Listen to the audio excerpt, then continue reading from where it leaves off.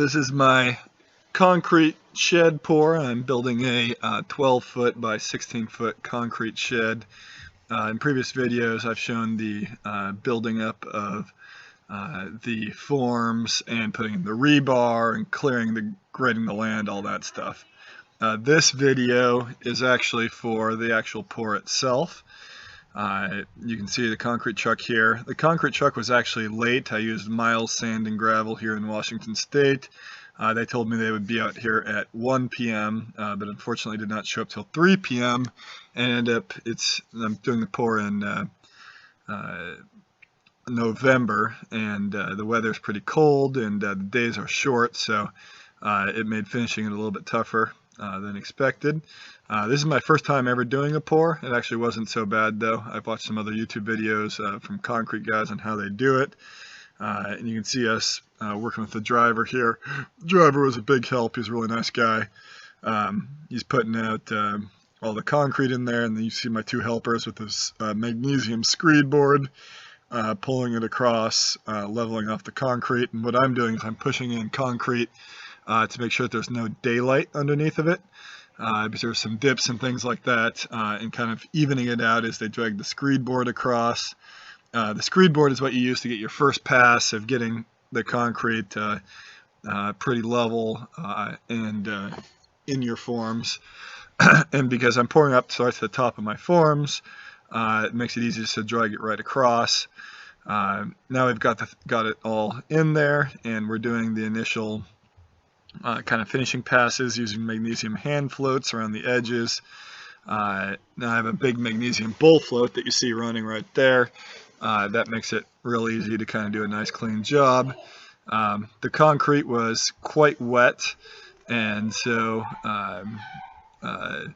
it didn't want to cure very quickly, so there's a lot of bleed water coming up from it. As I said, it's my first time kind of figuring out a lot of this stuff.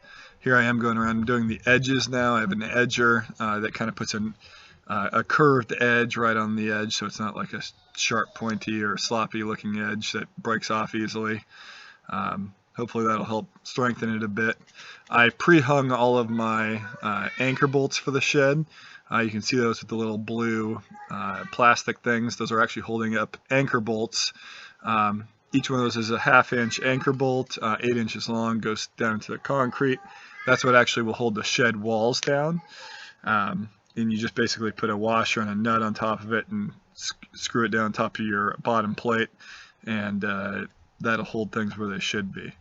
I chose to wet set it because that's, from what I understand, a more secure way than when you drill later and put a concrete anchor bolt into it.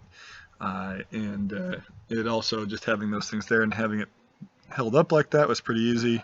I know a lot of concrete pros will just put those in by hand after the concrete's in there and just while it's still wet. But I hadn't done this before, and so I wanted to make it as easy as possible on myself as I could. It's still probably around like 5 o'clock. Starting to get close to sunset time. You can see those shadows getting longer. The concrete is still very wet, so things got pretty tough and hairy for me. You can see me back out there. I tried to go out here on those concrete floats, but the concrete just wasn't ready. It was very wet. I came all the way across, but you'll see it's not really that nice. The way the concrete is, you see a lot of water on the surface. What I should have been doing as well is kind of scraping that water off to the edge and tossing it off, but I didn't know that at the time. I watched that in a video since I've done that. But I love watching videos both before and after I do something, and I feel like that's the way you learn the most. Right now it's still wet, and the weather's about to get really cold out here.